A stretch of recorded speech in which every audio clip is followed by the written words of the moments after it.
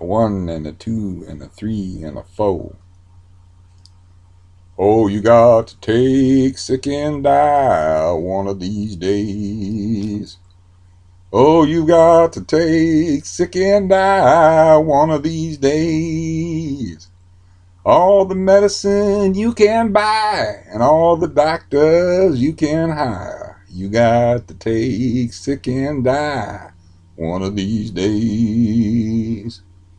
And I believe not all powers in our hands. And I believe not all powers in our hands.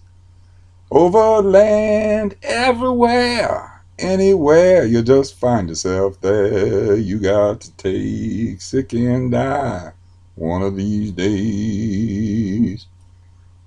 And I hope somebody here will hear my prayer. And I hope somebody here will hear my prayer. If you're sick and can't get well, surely your Lord will be right there. You got to take sick and die one of these days. Judgment Day will surely come after a while. Judgment Day surely come after a while. Why you go round lying when you got to lay down and die? You got to take sick and die one of these days. Everybody everywhere need to bow. Everybody everywhere need to bow. Bow down on your knees, crying mercy for me, please. You got to take sick and die one of these days.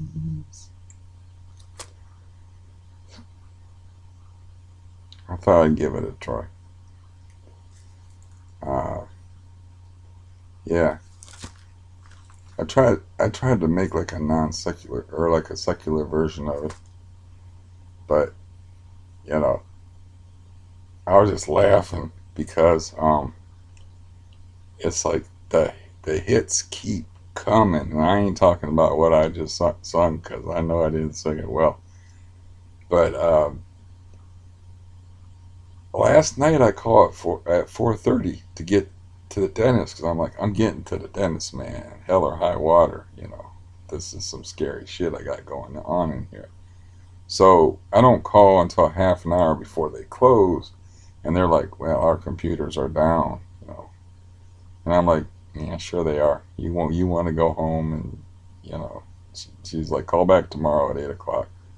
So it's 8:27, and their computers actually are down, and it's a nationwide thing with this Bright Now Dental chain, and they have no idea when they're going to be back up again. And they're the people that I can go to where they won't ask too many questions. You know, I've been in there within a year. They probably wouldn't even make me fill any forms out except for new medications. And I'm like, before I made the call, I'm like, dude, I can't get in there today because I just can't. But tomorrow, what if they have an appointment tomorrow in the afternoon? You know, because I got stuff going on in the morning. I got an aid worker coming in here. I got Meals on Wheels and stuff. You're taking that appointment tomorrow, and you're getting in there because all they're going to do is get X-rays and antibiotics and give it to you. So I'm like, okay. I even got the go line SARTA page ready, you know, to make the appointment. I was like, first appointment smoking I'm taking that I can take. And I call them and they're like, no, seriously, dude, our computers are down. I'm like, well, when's your IT guy coming in? And she says, it's not a matter of that. It's a nationwide thing. All our Bright Now systems are down nationwide. And she's like, we have no idea when they're going to be back online. And I'm like, well, I'm going to call you back at noon, and good luck to both of us. And then she laughed.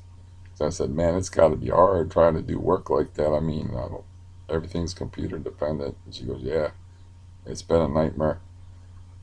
And anyways, uh, yeah, I was going to show you my new scooter and like ride around on it a little bit, make an action video. But I sung horribly with you to you instead, um, with my morning voice, since I haven't spoken to anybody but a very diminutive feline this morning. And I did a short walk through here. I do not feel too stable internally.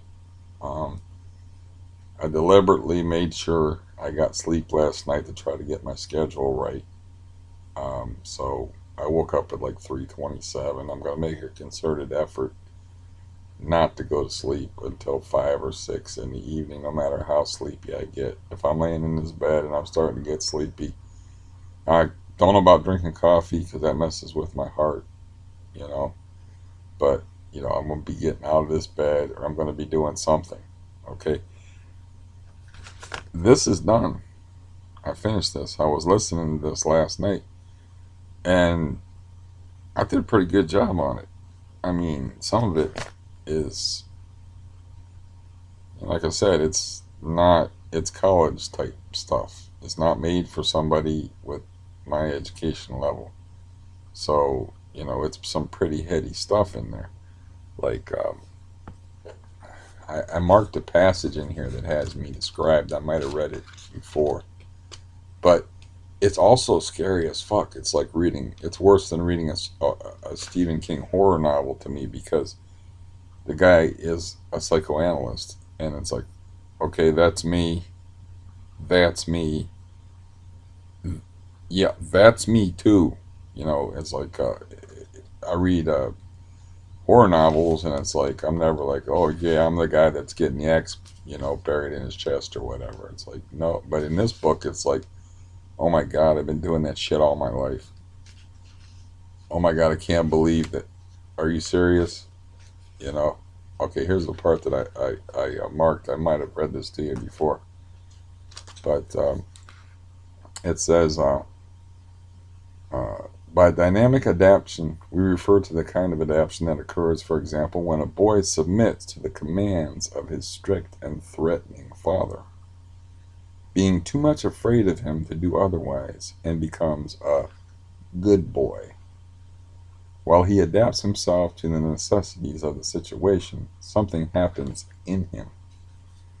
He may develop an intense hostility against his father, which he represses, since it would be too dangerous to express it or even to be aware of it. This repressed hostility, however, though not manifest, is a dynamic factor in his character structure. It may create new anxiety and thus lead to still deeper submission. It may set up a vague defiance, directed against no one in particular, but rather toward life in general. Now, I think I did read that to you before, but I mean, the strict and threatening father killed people. Check. I tried to be a good boy. Check. It would be too dangerous to express my hostility toward my father. Double check. And it creates new anxieties to repress all that. And anxiety was my middle name when I was in school. That's why I only went to school for like 7 years, is because I could not deal with all the variables in school due to my anxiety. Because I was used to having to read my father and read the mood of the household. I also had a whole house full of crazy people. So it's like going from a whole house full of crazy people. My sister who wore dirt shoes, my brother who beat the fuck out of people in bars and would come home and put ice packs on his hands, My father, who killed people and sharpened knives and talked openly about various violent acts and the evil that his brothers committed, and was basically just seemed to just love violence. I mean, talking about violence, watching violence on TV, and that knife was like an extension of his hand. I mean, it was like his finger. And like I was thinking about one video I made where it's like, this is how fast he'd open a knife. You could not snap your fingers faster than he could open a knife. And he would sit there and he'd practice it. Because in his day, no switchblades. Switchblades, illegal. And they might have had them, but they were illegal. But what he carried was legal. And he got a knife, and it's like, it was considered a concealed weapon, I believe, if it had a blade over 4 inches. So, his blade was like 3 7/4 inches or something like that. It might have been 5 inches. That's just an example. But he kept his knife very legal. So, like, if he got stopped by the police, or was ever a suspect in any, I don't know, crime, yeah, he could show the cops that, I'll use this to clean my fingernails and to cut things. It's just a pocket knife. You have a weird pocket knife, sir. It seems to be like shaved off into like a weird pointed angle. It seems to be like customized for some specific purpose. We're not exactly sure what that purpose is. And he'd be like, well, it's really good for cutting tomatoes, you know, or opening people up like a ripe watermelon, which was a favorite phrase of his. Because I guess when he cut that guy, that was the impression that it left on him. Um, anyways, so yeah, it's like, and my own masochism is also outlined in this book, and the fact that, like I said, I had all that hostility and anxiety and no place to put it, so I turned it against myself and life in general. And I'm like, I ain't a part of any of this shit, you know. And then I would have girls come up to me because I was so damn gorgeous when I was young. I actually had girls would come up to me and say, I had a dream about you last night. It's like all I had to do was just play along, and everything, I don't want to be crude or anything like that, but I mean, I would have had a string of girlfriends. I mean, like, I got a girlfriend once just because my foster brother um, was complaining about how hard it is. He was talking about his girlfriend troubles, and we were just little, we were little guys, 13-year-olds or whatever. And I'm like, look, it's pretty damn simple. You go up and you talk to them, and if they talk back and they smile, and that's how you find out if you like them. You just go up and talk to them. I'm like, watch. Went up and talked to this girl, and this girl then thought we were boyfriend and girlfriend because we were like 13 years old. So, um, anyways, yeah, this was like a horror novel to me because it's like it's written by a psychoanalyst and psychologist, and it's like, seeing yourself on the pages of it. Wow. And it wasn't even the purpose of the book to do that. The book was written in 1941 in response to fascism and Nazism and World War II. The George Orwell book, um, I hammered out an hour of that, like boom. I said, man, I'm not going to put that much effort into it. It's a 139-page little short book. That thing's a monster. It's like, now I was like, nah, I'll put a little bit more effort in that because I wanted to release both of them at the same time. Because this is a book about analyzing uh, totalitarianism. And that was George Orwell's whole purpose, was to write about uh, that Animal Farm was about, was an allegory about totalitarianism. and the mistreatment of workers and social classes. And it's like in that Why I Write book, that is why he wrote, is like anything, any value that he ever wrote, he says it right in the book, was about social conditions, the treatment of the poor, um, uh, the way the upper class was like. He said the world needed the upper class in Britain as much as a dog needed fleas. He considered them parasites. He spells it out. Love the guy. Love me some George Orwell, because the dude don't mince words. He's a don't give a fuck type of dude, man. He's like, he call out anybody on anything, and he don't sugarcoat it, you know. And this book was written, a part of the book, he's actually saying, like right now there are planes flown by people that don't even know me who are trying to kill me.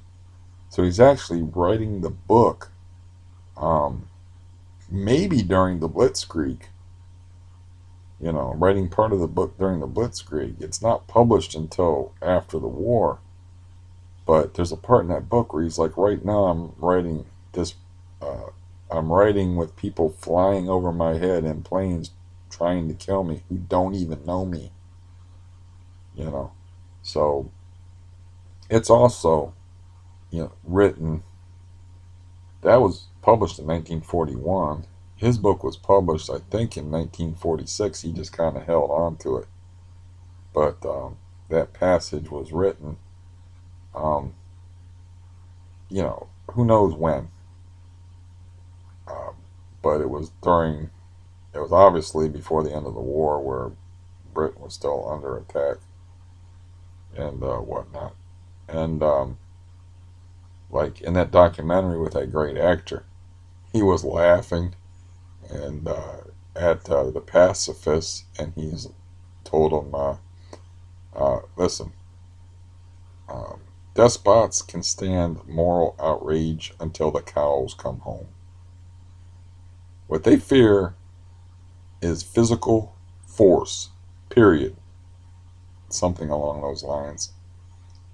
When the guy who was like smoking a pipe or whatever was talking about like um, how like they had two.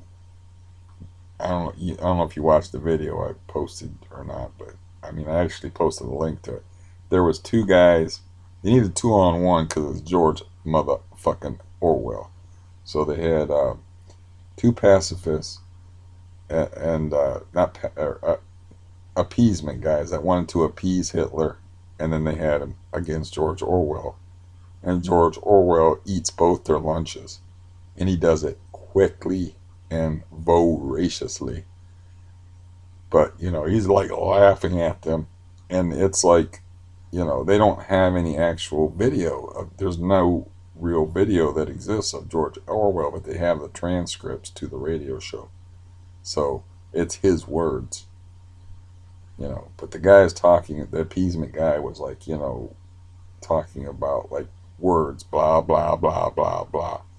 And he just starts laughing. And he's like, despots can stand moral outrage till the cows come home. What they care about is show of military force. They care about force. You know, he did not play around, man. It was like in your fucking face with that guy. And that's the way that book is written. It's like, whew, this guy didn't care if he had any. He did not care. I guess if it was written during wartime and he thought he was going to die anyway, I mean, Britain was in a bad way. Um, yeah, it's a good book. It deserves a proper reading, or at least the best that I can do. Not me just blowing through it because it's only 139 pages. So I would I'll put both of them up at once. That one's done, and I did a pretty good job on it. And I'll put the other one up. And then people that are interested in like psychoanalysis, are interested in understanding human psychology, interested in what causes totalitarianism, and why people would follow these idiots that are like not very impressive or intelligent human beings. What is it in people that makes them want to submit to outside authorities? And then from George Orwell's perspective, a very English perspective, um, what should be done about it? You know, uh, I just I want to release them both together and work on that. But anyways, you got a poorly sung song out of the deal. You got another ridiculous curveball thrown at me from the universe. And okay, I don't know if this counts as prayer or not, but I'm praying to the ITT gods to fix whatever's wrong at Bright Dental before my face blows up. Because, or before I get this methylglobinemia or whatever the hell it is stuff from eating this stuff. Um, or before I have to sink into um, higher and higher doses of Valium. And I was even thinking about like I have that Xanax still in the house, which I actually lied about because my case manager asked me point blank, "Do you have any of it still in the house?" And I said, "No, I got 90 of them motherfuckers in the house stashed because I didn't know what to do with them. I haven't touched them since January 4th of this year. But if I have to touch them to get through pain or to temporarily, I know the deal with these things. She takes them herself, and every time she says it, I'm like, man, you're playing with fire. I, I, I, I said, don't even take them more than 2 days in a row ever, and space them out. I was like, you don't want to mess with them things. So, but if I have to take them to get my butt into a dentist chair, if the volume don't cut it, if I'll take them with me. I'll take them with me. If I'm in the office and I'm just freaking out, they're a more effective anxiety pill than Valium. They just are. But I can't believe the computers are actually down. I thought she was. I've heard that before, where they're like, "Oh, this, blah blah blah blah," which basically means, "Yeah, I got my running shoes on, and yeah, I'm getting out of here in 15 minutes, and you called too late in the day." So that's what I thought that was yesterday. But they actually have a nationwide tech problem at the dental place I need to get into, like post haste, man. I mean, I got ish. There's very like boom. That's one, two, three, four, five teeth that's got some kind of problem with it. Um, seven, um, eight, nine. So I got nine different teeth that are like saying things. Saying, calling me dirty names, and some of them pretty bad names, pretty filthy names they've been calling me. Some of them are just like, you know, some of them are actually just holes. You can tell from the way that they're made that where their dental work just fell out. They're just, you can tell because they're just too rounded. They're clearly pieces just fell out that they were worked on. Those don't hurt too bad, but like these ones over here, yeah, that hurt. They hurt a lot. This one up here, it hurts a lot. And it's like I made up my mind. I was like, you ain't putting this off, and I'm not letting you. You're getting your butt into the dentist. But Godzilla, Tokyo. If something can go wrong, it will go wrong. Now, tomorrow they're sending over this enormous woman. And I'm like, "Ah, damn it. I got 3 scripts. I don't even know what they're for. And one of them's got to be for my blood thinner. That's all I know. But I got 3 scripts waiting. You know, she's coming tomorrow at 10:45. My Meals on Wheels usually comes like between 11 and 11:30. So that's all cool as far as the way that's set up. So, but what I wanted was somebody like those guys are expert at driving those motorized scooters. And the guy got off the scooter and lifted up the back end of it, and that, like to get it around because the wheelchair ramp goes like this and takes a severe right angle down. And I was able to do that with the trike without too much trouble. I mean, I had to get off of the trike when I was going up it because I went up it wrong because of its crazy acceleration. I went up it wrong, but going down it, I had no trouble with the cornering at all because it corners like that was the problem with it. It corners like like you can do running around in circles in the hallway. But this is a 4-wheel vehicle, and it may not corner as well, and I don't want to get it stuck. And then what? You know. So I was like, well, I'll wait until I have an aid worker there. And if it's raining here today, but um, if it gets stuck, then I can have an aid worker like help me.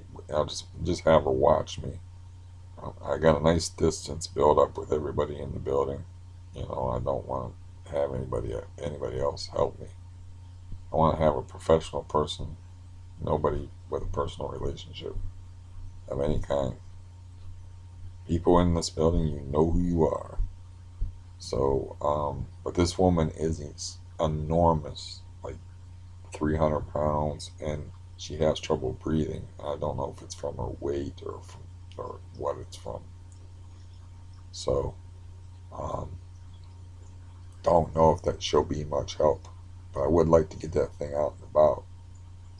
Um, it's probably gonna rain tomorrow anyway. But anyways, I just thought, you know, if anybody was offended by me talking about onanistic activities, I try to do it as delicately as possible. But come on, you know, um, like Ernest Borgnine said, they asked him, "You seem a lot younger than you are." It's like, and you seem so full of vitality. And it's like they asked him this on a talk show, a national talk show, and he's 90 odd years old, so he don't know nothing about all these little tiny hidden microphones. You know, this is Ernest freaking Borgnine from the Emperor of the North, Shaq. You know, he's acted alongside Lee Marvin and stuff. Yeah, so he don't know about that stuff. He says, I don't want to say. And then she said, well, she's like joking. She said, well, lean in and whisper it in my ear. So he leans in, and this 92-year-old man says, I masturbate a lot. And he doesn't know that they got them little tiny microphones and stuff. So he thinks he's actually just whispering it to her. But he whispered it to the entire world. I will post a link. I'm sure it's got to be on YouTube somewhere. But if anybody was offended by that, I'm sorry. I thought it was a funny story that to have a toothache in the middle of doing that, like have a tooth flare up, and then just like having that work ethic. Boy, do guys have a work ethic when it comes to that. We don't quit until that damn job is finished. Ain't no damn toothache gonna stop me. And so yeah, I thought it was funny. If it was tasteless or offensive, what can I tell you? Sometimes I'm tasteless and offensive. And I wish I would have sung better, because I can sing better than that. I just like, it was just spontaneous. I had my lyrics written out on a piece of paper where I tweaked the song a little bit. And yeah, I know it wasn't very good. I know my voice is rather hoarse, and this is a half an hour. And hopefully, um, yeah, hopefully I can get to the point where this is like 3 days in a row that I made a video, but hopefully I can get to the point where nothing stupid happens. The phone still works today.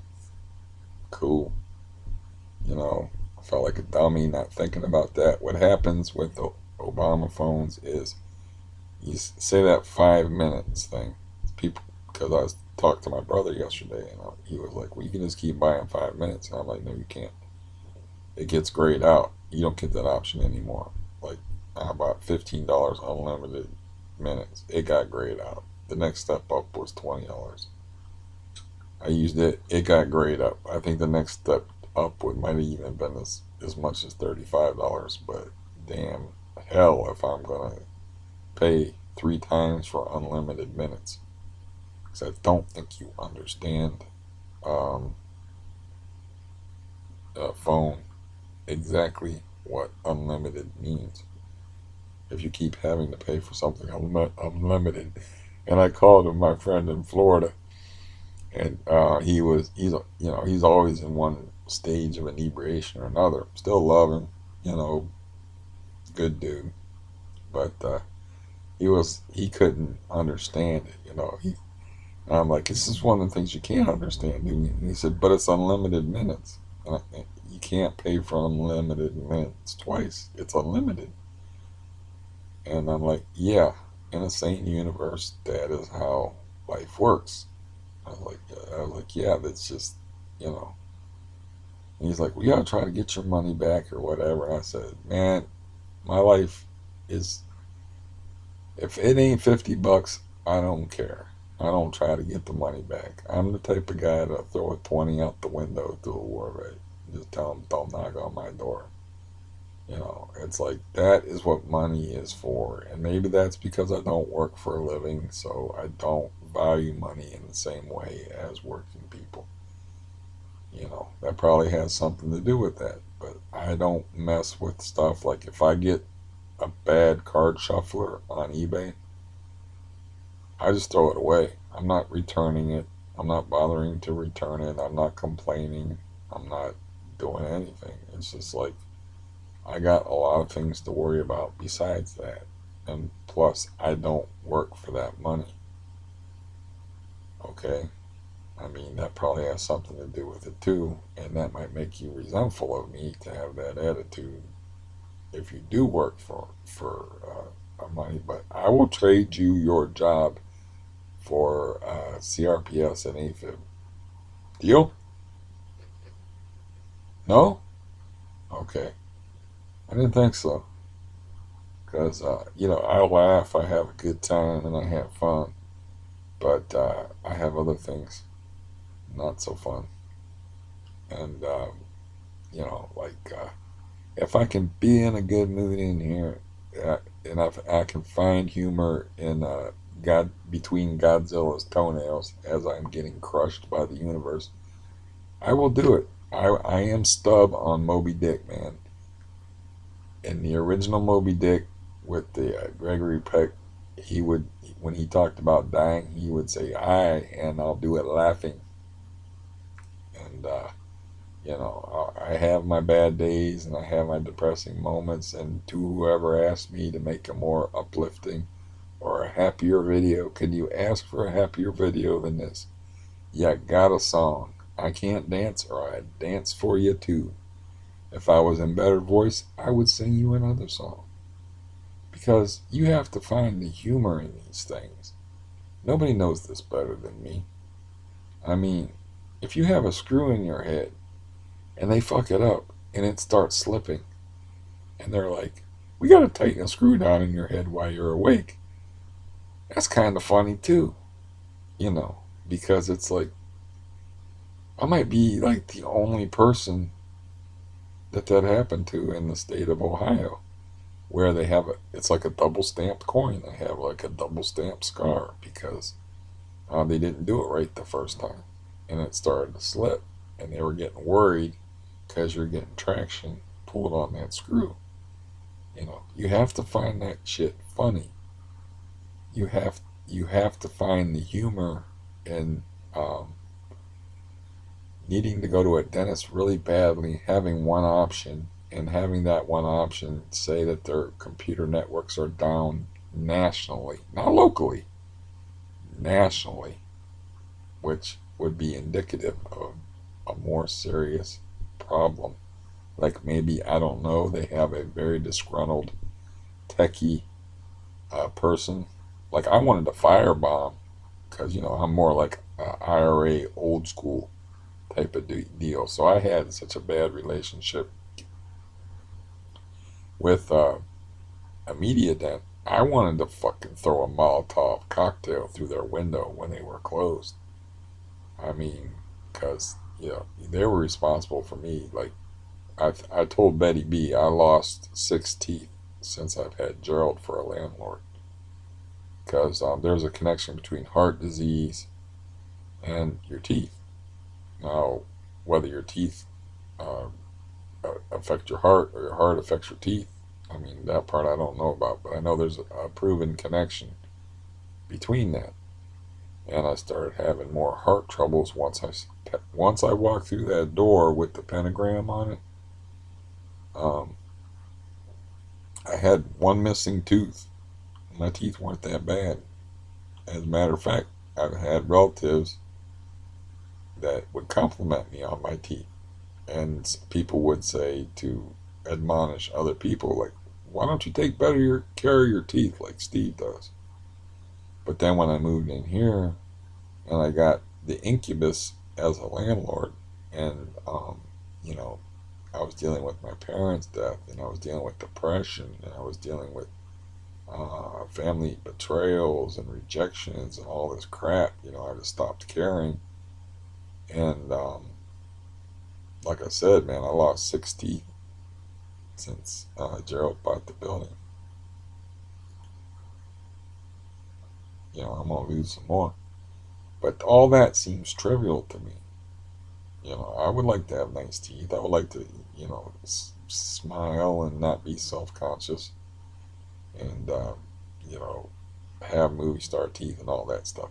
But if you got a Baker cyst and a blood clot in your knee, I will take walking over teeth anytime, because I can be independent with dentures, but I cannot be independent with a Baker cyst in my knee. I did my exercise this morning. It did not go well. I walked on a cane for a while, and I was like, this feels too much like I'm going to fall. And I just did the walker around and around and around for 20 plus minutes. You have to do 20 minutes to get any good cardio effect. And then I laid down and I sang you a song. And since I've been making a lot of videos, I guess I will give you a captain salute, and call back that place at noon and hope to God that they don't have a really good guy, really bad guy rather, that's really good at computer viruses and fucking up viruses, because that means I have to find somebody else to deal with my teeth. That means filling out forms. That means that nothing, I can get into that place tomorrow. I could probably get into that place today. I've already called that place at least 3 or 4 times. They're like, can you get in here at 4 o'clock today? And I'm like, no. They always be jamming patients in there. And uh, so hopefully they can get it sorted out, and hopefully we're not dealing with a criminal mastermind with computer viruses or whatever. Or my great, I, that is the one thing that I'm afraid of the most. I lived with hornets, and I went to sleep in a room with hornets. I did. I, Not easy, but I did, and uh, cool with it. You want to fucking tighten down a bolt in my head? Go ahead. You want to do a TEE and get a face hugger alien thing going on and put it? Go ahead. But teeth scare the living shit out of me, man. These things in my face, man, they scare the shit out of me. So that is the one thing that I did not want to hear this morning, because I was sure that that was just bullshit that she was throwing my way about the computers being down. And it was the same person. I could tell by her voice, distinctive voice. And yeah, maybe they'll get it straightened out by tomorrow. She said they were told yesterday that they would get it straightened out by last night, and it's still not straightened out. And their computers are offline. That means all the records, everything's on the computer, man. You know, so yeah. So I know already I have trouble with the endings and I have trouble with the goodbyes, but one more salute, and God bless and good fortune. And if you're in my time zone, or if it's morningish, may you have a good day. If it's eveningish, may you have had a good day. And all the goodwill and good fortune and well wishes that I can, and positive energy that I could put out in the world despite my situation, whenever I feel well enough to do it, by God, I'm going to do it. So